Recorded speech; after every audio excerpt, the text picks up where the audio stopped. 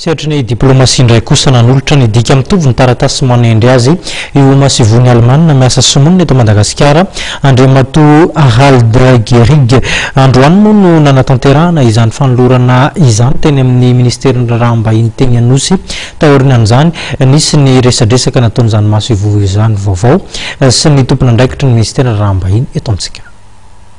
Andriamatoa Harald Gerig no masivo vaovao an'ny Repoblika Federalin'ny Allemagne miasa simonina eto Madagasikara.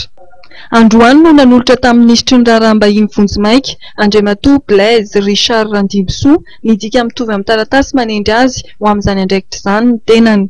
Misy arak'izany ny fampiresahan'ny rotota izay nahafahana namariparitra ny fiaraha-miasa Madagasikara sy ny firenena Allemagne.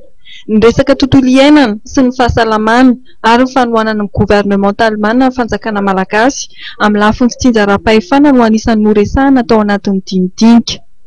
Marihana fa efa andro maromaro ny tonga teto Madagasikara Andriamatoa Harald Gerig ary efa nitsidika amin'ny faritra avaratry ny nosy iny.